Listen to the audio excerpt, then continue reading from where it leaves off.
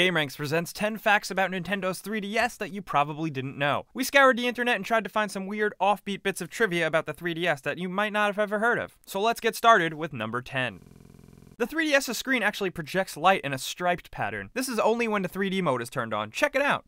Turn off your lights and project your 3DS onto the wall. Then switch the 3D mode on, and it's almost like you get a little light show. The reason for this is that there are slits in the 3DS's screen that project different image pixels to your left and right eyes. What you're seeing in that light are the little slits as you adjust the parallax barrier that causes the 3D without glasses effect. Yeah, all that mumbo jumbo just means that the 3DS's screen is really cool and very impressive tech, making 3D possible without glasses. Personally, I think it's a freaking miracle, and I would love for them to apply that to movie screens. Sure, I know it's completely different technology, but imagine going into a 3D movie and not having to put on those awful glasses. Make it happen, Nintendo.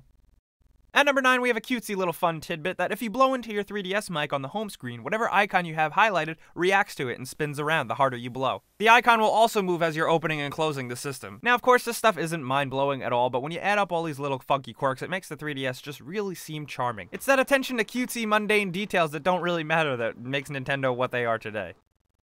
At number 8, we have a 3DS app that allows you to order food directly to your seat at Safeco Field. That's a sports field place for the Seattle Mariners. For those of you that don't know, spoiler alert, Nintendo owns the Seattle Mariners. Yes, former head of Nintendo Hiroshi Yamauchi helped purchase the Seattle Mariners in 1992 when there was the threat of a buyout and them leaving the city of Seattle. What a nice guy. Nintendo holds a 55% share in the Seattle Mariners. So if you happen to be the person that enjoys baseball and also brings your 3DS to baseball games to play it, you can order food directly to your stadium seat like some sort of Nintendo hotshot CEO. This is probably one of the weirder facts on this list. At number 7, we have something really fun from the Adventure Time game, Hey Ice King, Why'd You Steal Our Garbage? At the start screen, if you enter the Konami code, you get a secret screen, and it's hilarious. Secret screen. This is the secret screen. Ba-da-da-da-da-da, secret screen. Secret screen. Yes, this isn't directly Nintendo related or the 3DS hardware, but it's just fucking hilarious and we wanted to show you guys. And that Hey Ice King, Why'd You Steal Our Garbage is actually a decent game if you're a fan of Adventure Time. The creators had a lot of input in it, and you can tell with the Konami code reference.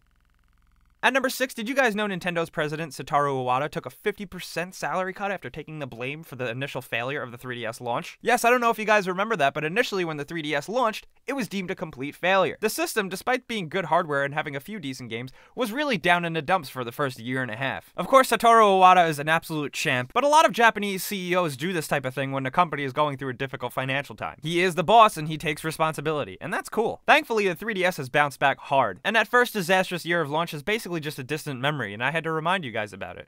At number 5, here's a little fun science fact. The Nintendo 3DS actually has potential applications in diagnosing depth perception problems. Yes, doctors from the American Optometric Association actually believe that the 3DS might help in screening children before the age of 6 who have depth-related vision problems. It's all because of that fancy, funky 3DS 3D. But then again, on the other hand, there are warnings that young children with developing eyes shouldn't use the 3DS at all because it'll fucking melt your eyes or something. While both doctors that believe this theory are highly esteemed, this hasn't made it into mainstream practices yet. And who knows if it ever will. Imagine a parent taking their child to the doctor and the doctor whips out a 3DS and says, "Let's give your son a test." Unfortunately, he would probably be considered a quack, which is a damn shame if you ask me. Using the 3DS really is an ultimate test of the eyes because it uses that technology and relies upon your eyes working correctly in order to make that 3D work. If both of your eyes can't process that 3D like normal, then you have a problem with your eyes. Sorry if any of you just made that discovery. At number 4, we have a surprising little fact that I just learned about. Assassin's Creed Revelations was initially intended to be a Nintendo 3DS game. Say what? Yeah, Assassin's Creed Revelations was initially conceived as a 3DS game called Assassin's Creed Lost Legacy. This game was basically the side of Revelations that had Ezio traveling and discovering his roots in Masyaf, the original Assassin City. This game was actually announced during Nintendo's E3 2010 press conference. That being said, it was rolled over and a year later, Assassin's Creed Revelation was announced, taking elements from the 3DS game and really blowing it out and making yet another Assassin's Creed annual release. Little food for thought. And it's funny because now Ubisoft doesn't want anything to do with Nintendo products. But it was amazing to think that at one time they were developing an Assassin's Creed game exclusively for Nintendo.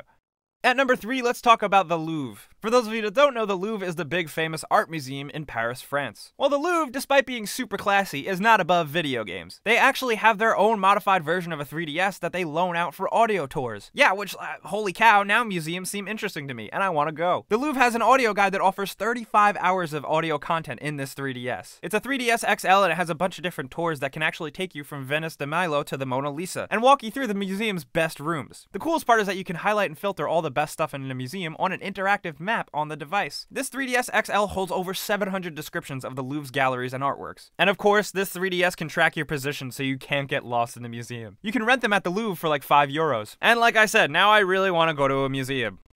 At number 2, we have another little quirk in the 3DS operating software. On the new page screen of the internet browser in the 3DS, if you tap the opening beat of the Mario theme, a stage select will appear which actually allows the player to access a version of Breakout with the website's URL address. All you have to do is tap ba-da-ba-ba-da-ba.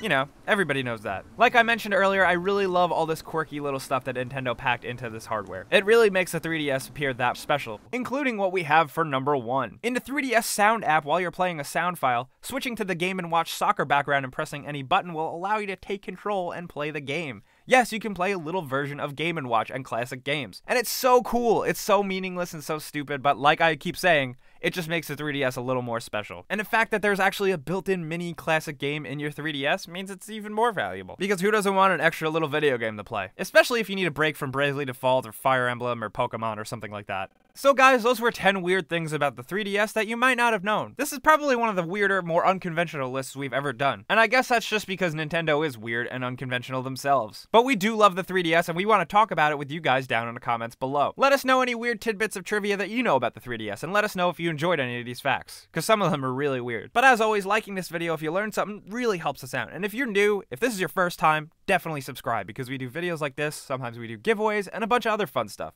But thanks for watching, we'll see you guys next time.